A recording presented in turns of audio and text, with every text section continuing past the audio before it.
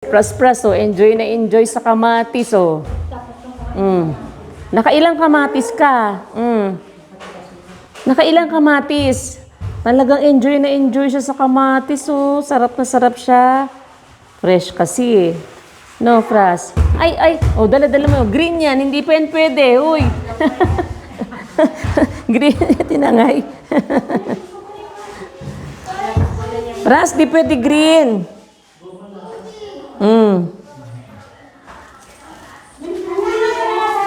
Ito yung 10 kilo. Oo. Paghiwalayin mo na lang yung 5 saka 10.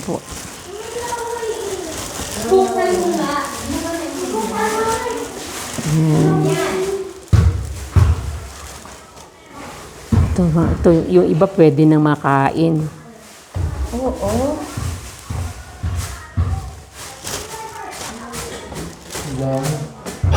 Magluluto na tayo ng ano nito, teleya. Sarsyado.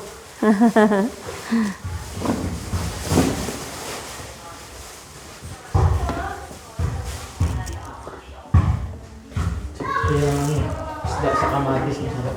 Oo. Yung piniritong isda, no, lalagyan ng kamatis. Sarap nun, eh.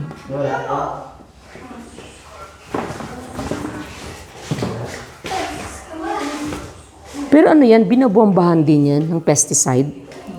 Oo, pero ito hindi na kasi nung simula nang nagtanim kami ng pipino, hindi na nakasikaso. Pati dilig, hindi pa nagdidiligan. Kaya, Kasi malaking taniman niya, tapos mag-isa niya kasi, kaya... mag-isa lang siya. Kaya ito, kinagat na ng uod. Pero ano yan, healthy sa mga ganyan kasi walang pesticide. Uy, pras-pras, bawal yan kainin. Oo. Hindi niya nasikaso. Ito, overripe na. Pras, oh. Dimpol. Ito, hugasan mo isa, oh. Oh. Ito, oh. Oh, ibigay natin kay Pras-pras to. Ay, ma. Oh. Ito, oh. Ay, bros. Kumakain ng kamatis ang pras-pras Dapat namin. ikaw nga kumain ka ng kamatis, eh. Wala ko dyan.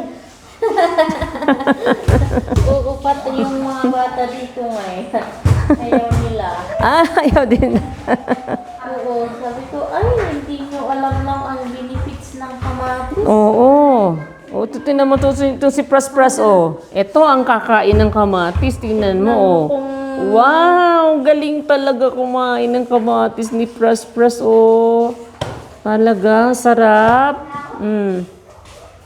Ayan, oh. Kita nyo naman. Sarap na sarap talaga siya. Pag tumaas yung presyo, grabe naman. Oo nga. Pero pag bababa din, ay ako, grabe. Oo, no? Kaya kawawa din yung mga magsasakay pagka yung bentahan na ng ani nila. Oo. Mababa na, no?